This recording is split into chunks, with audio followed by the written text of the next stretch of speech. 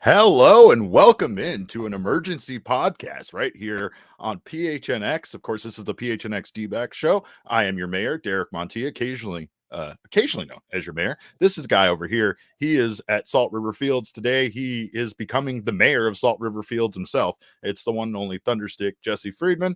And Jesse, big news today. And I say that because some people might not think this signing is as significant for the Diamondbacks as it is, but the Diamondbacks have in fact signed Randal Grichuk to a 1-year deal worth $2 million per Jeff Passan from ESPN.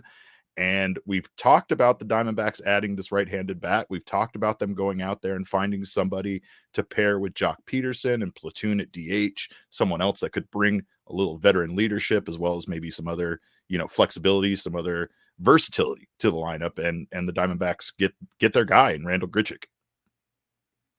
They do, yeah. I mean, I think this makes a lot of sense for the Diamondbacks. Of course, we talked about Grichuk the other day. Mark Feinstein had come out with a report the D-backs were interested in acquiring another right-handed bat. He mentioned Grichuk along with Adam Duvall and Tommy Pham. And yeah, Grichuk out of those three has had the most success decisively against left-handed pitching. And there's a lot of value to be had there for the Diamondbacks for sure. You look at his numbers against lefties last year, they are very impressive. It's an OPS right around 1,000, against lefties last year. And, you look over the course of his career, and this has been a pretty consistent thing for Randal Grichuk. This isn't just, a 1-year run where he was really good at hitting lefties. This is a guy who has a long track record of being really good at that. So yeah, he's a limited player. He's not someone you'd want to take a ton of at-bats against righties. The platoon splits there are enormous. And, granted, when you acquire a right-handed hitter for the sake of facing left-handed pitching, that hitter is going to get some at-bats against righties too. That's going to come as part of the deal. If the D-backs, pinch hit for Jock Peterson, bringing Randal Grichuk off the bench to face a tough lefty, the next time around, if the game lasts long enough, then Grichuk's probably getting a righty the next time around, right? So, there are always going to be imperfections with any platoon that you set up anywhere.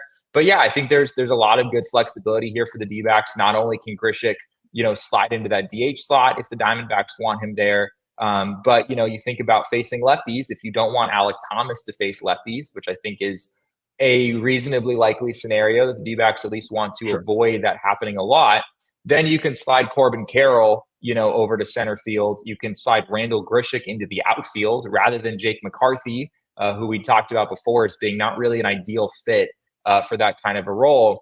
And it just makes sense. So Grichuk is not only a DH in my mind, but he can give the D-backs some value in the outfield as well. Less so in center field. I know he played a little bit there last year, but in the corners, he's good enough and certainly could get some reps out there for sure. Well, this is what Mike Hazen had to say yesterday about the Diamondbacks still being in pursuit of a right-handed bat. I don't have anything to report on that, but yes, there's still players in the market, and Ken has still told me to continue to improve the team any way that we can within the bounds that we kind of have, and so we're still out there actively trying to do that. And he was cooking. He was cooking yesterday. He knew what he was talking about right there. And I think he didn't, like he said, he didn't have any other details to share, but we kind of knew that the Diamondbacks were tied to Grichuk. We also know that they might have brought back Tommy Pham, which will forever be a miss in my mind, just due to the jokes that I could have made for an entire season, and also Adam Duvall. But let's take a look really quickly at Randal Grichuk's numbers from 2023. Because again, this is what he's bringing over. This was a guy that played for both the Rockies and the Angels. Didn't get a ton of consistent playing time, but again, the one big key here is that he absolutely destroyed lefties.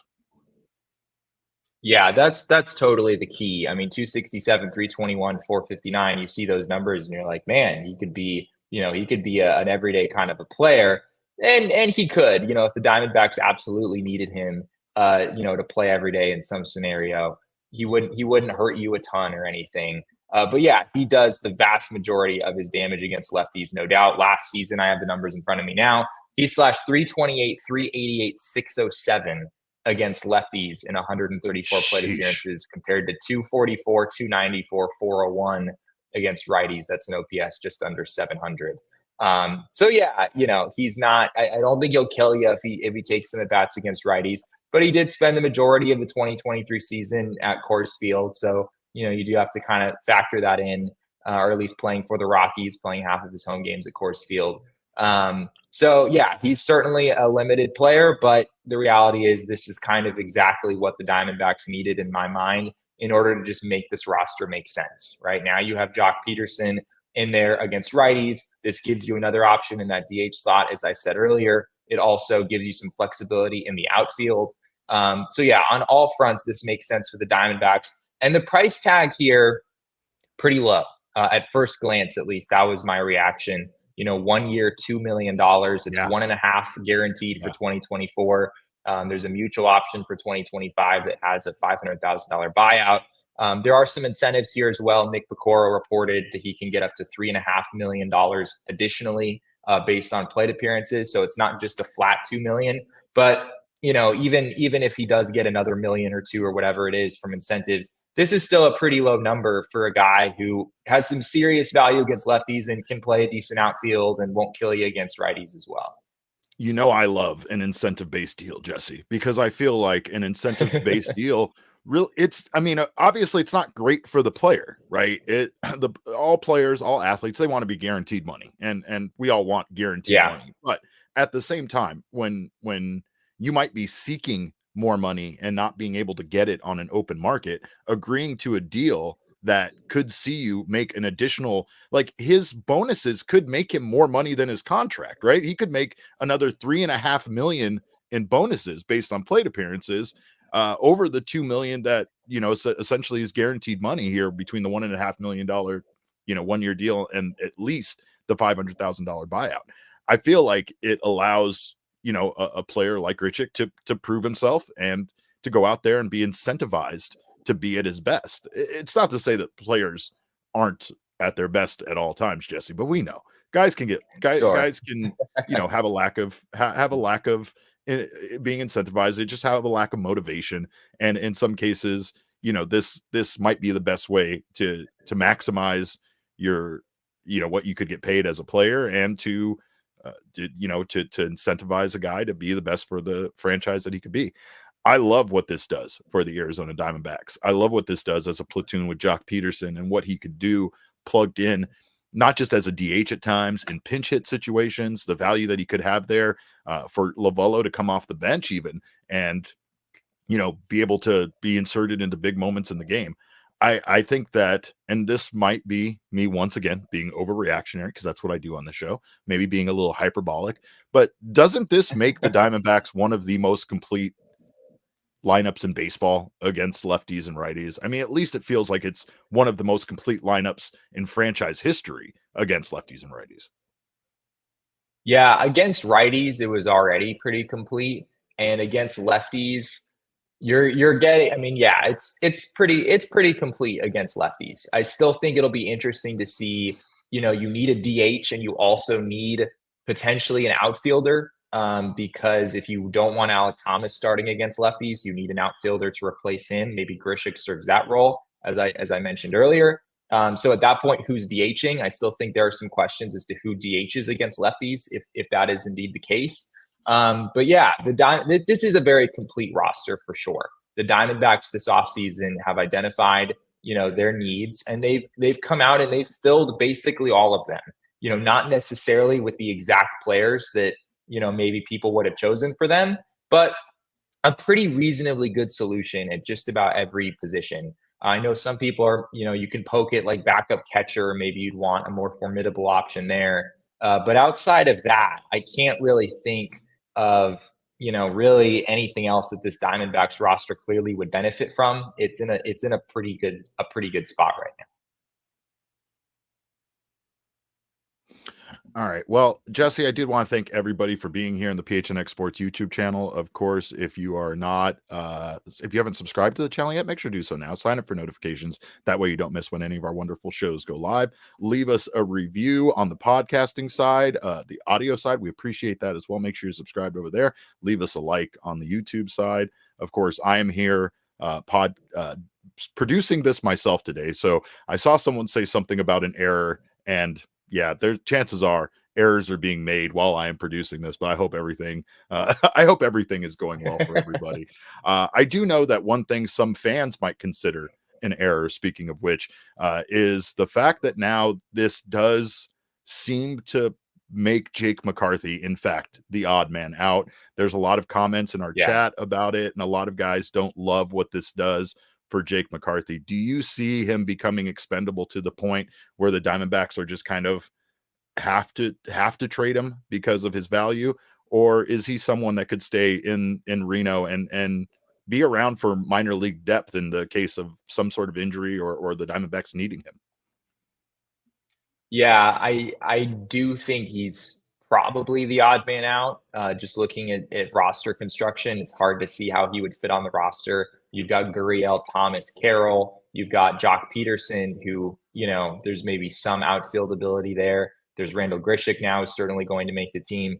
Adding Jake McCarthy puts the Diamondbacks at 6 outfielders. I don't really see that happening. I don't really see that make sense from a roster construction standpoint. So it's going to be an uphill battle for Jake to make the team. It's a little hard for me to see it happening. Injuries certainly can happen. And, I certainly wouldn't rule that out necessarily. But, in terms of a trade, I think it's interesting. I mean, if I were the Diamondbacks, I would at least want to explore it and just kind of get a sense for what Jake McCarthy's value is on the open market. I don't think it's a move that they have to make, and I don't think it's necessarily something that they need to do. There's value in having a pretty solid outfielder available in Reno for, whenever injuries arise or whatnot throughout the season. But the D-backs also have Jorge Barosa in the system. And, if Jake McCarthy weren't in the organization, they probably could get by that way. So, yeah, if I were them, I would want to explore a trade, but I'm not sure that I would necessarily do it. It would depend on, what I'm getting in return. Again, the D-backs don't really have a lot of clear needs at this point. I guess the bullpen is the biggest one. I'm not really sure, though, if Jake McCarthy gets you a back-end level reliever. So it's a little hard for me to see a trade coming together. So, I mean, again, how does this impact the rest of the roster, though? Like, is Jake the main concern there, or does this kind of make any other guys a little expendable as well? I think, yeah, it's interesting. I mean, I think anyone who bats right-handed, like their chance of making the team goes down like just a little bit, not necessarily by a huge margin. But, I think about Emmanuel Rivera, for example. Now that the Diamondbacks have Grichuk to be kind of a right-handed force against lefties, Rivera is not totally unnecessary. I wouldn't say. Like, as I said earlier, there is still, if you have Grichuk starting in the outfield against lefties, you still would want a DH there potentially. So I don't think like Rivera is doesn't make any sense on the roster by any means, but his chance of making the roster maybe goes down a little bit. Now maybe you're favoring left-handed hitters a little bit more at this point. So yeah, there's a lot of different ways that this could shake out at this point. It's hard to say what the impact on the infield really is. I still just can't get over what Grichuk brings as far as his splits go, Jesse, because again, this is probably everything the Diamondbacks were looking for in somebody to pair with Jock Peterson. Of course, there are questions about the total amount spent on Grichuk and Jock Peterson versus maybe going out there and getting a JD Martinez. Jorge Soler isn't that much more expensive either. It's just a longer term deal. Instead of it being 1 year for these guys, it was a 3-year deal. What are the advantages here to going with this 2-player platoon? Is it just a matter of being more well-rounded than you would be if you just went after a Soler or just went after a JD Martinez? Yeah, I was thinking about that earlier. It is a little odd, the Diamondbacks between Grichuk and Peterson I think Peterson's $12.5 million, I believe. Grichuk is at $2 million, but it could escalate based on those incentives that we talked about earlier. These two players, they both have mutual options. There's a good chance that neither of them return in 2025. You might spend, with Grichuk's incentives, you might spend about $16, $17 million on these two players this year.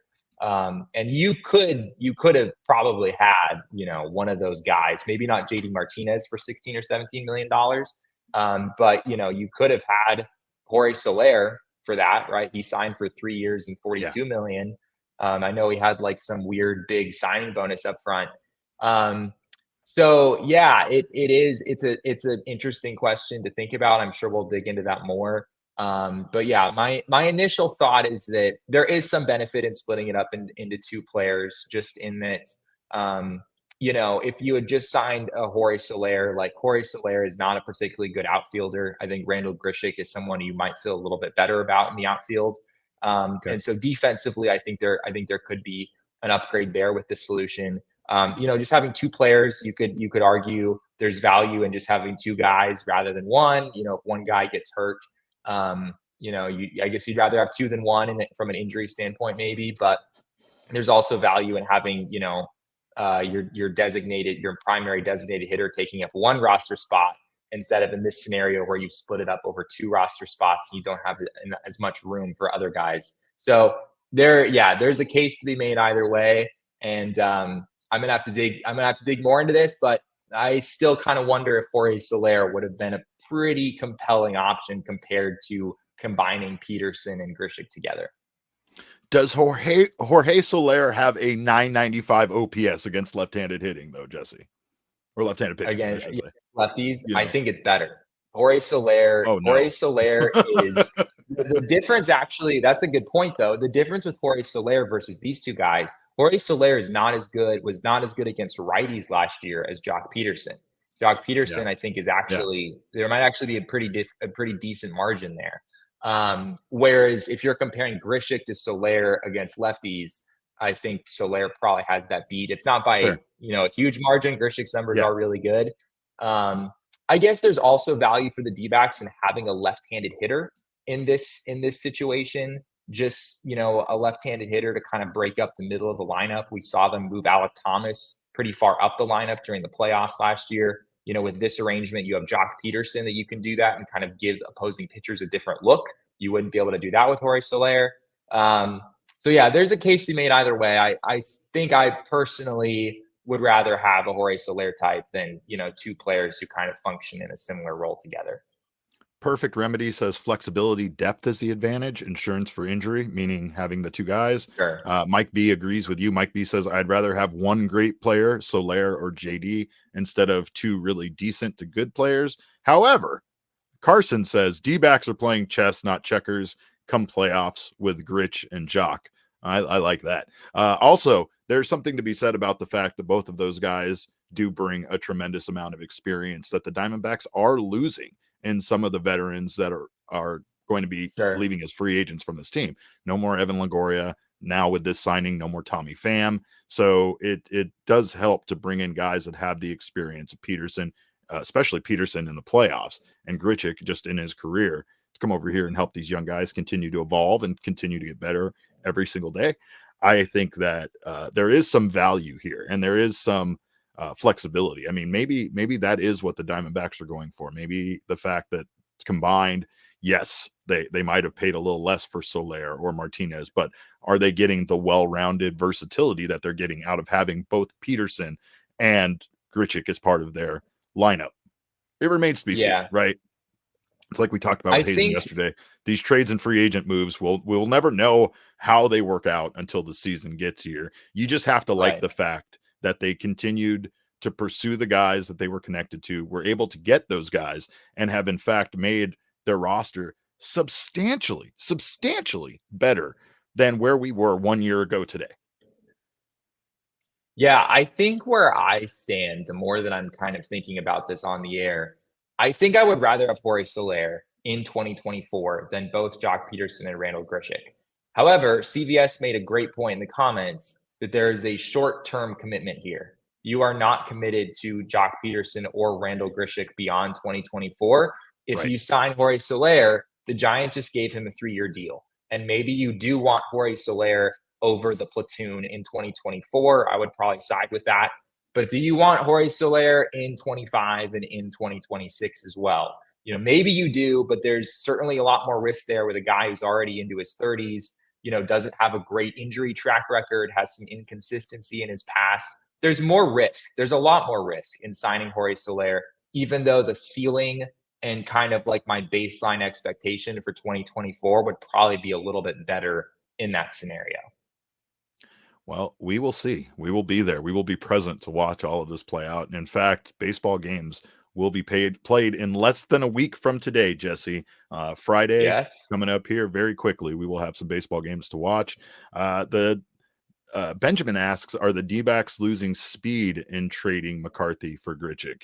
And yeah, obviously there's some speed. Like we know Jake McCarthy was very good on the base path. We know at times he was part of the chaos of this team's success. So they are losing that, but I also do feel like there might be a lot of advantages at the plate. I mean, Grichuk's going to be a much better hitter than Jake McCarthy, most likely.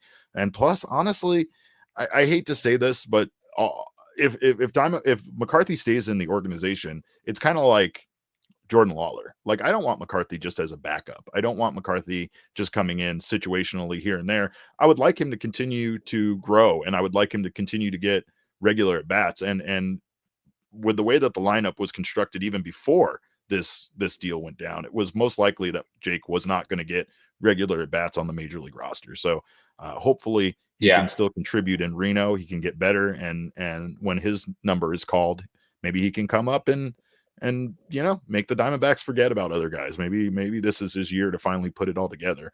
It's not like we haven't seen it out of Jake at times. Jake's been an incredible baseball player in stints for this team. Just needs to do it consistently. Right.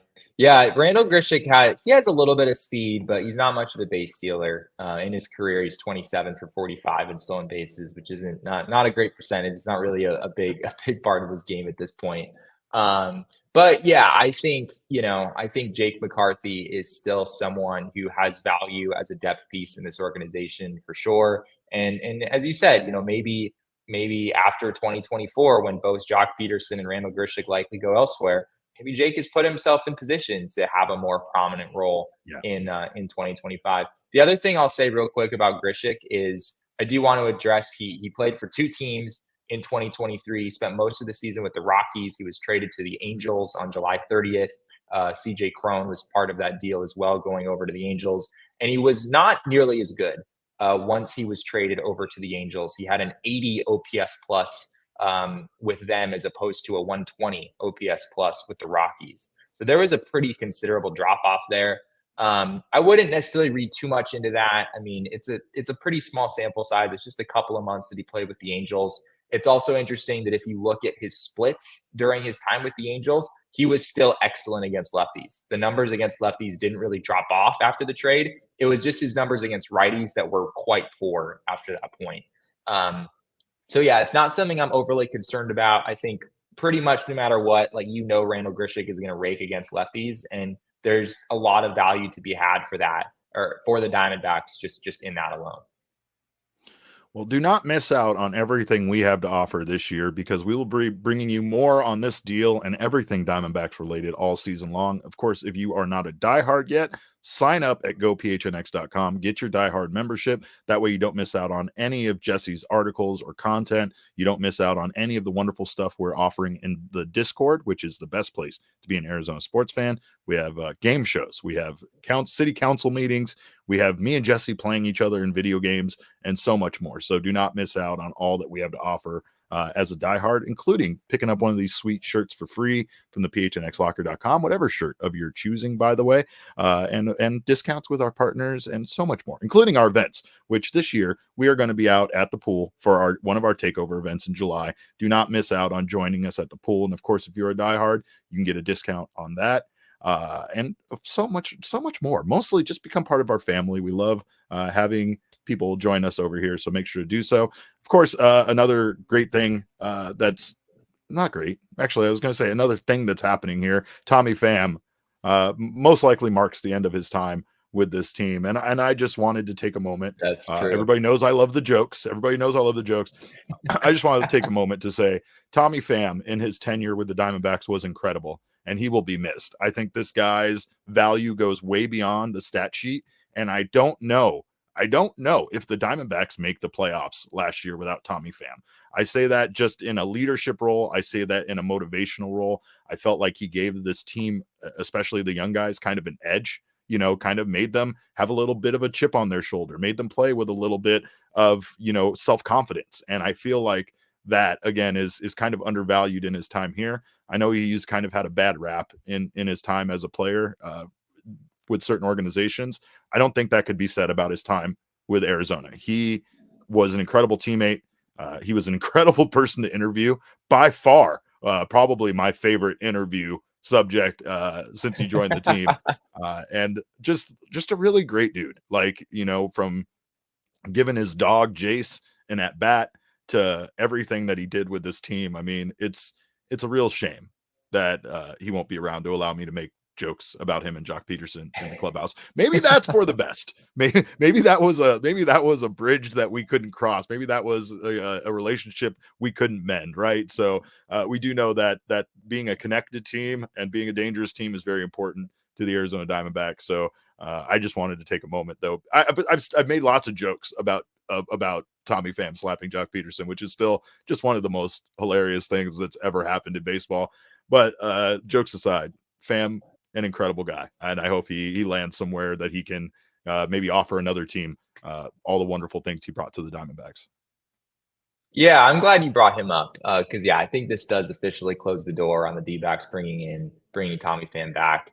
I mean, I'm glad the Diamondbacks fans got to experience, what it's like to have Tommy Pham on your team for a while. There are other organizations that have kind of grown familiar with him over the last few years since he came in the league.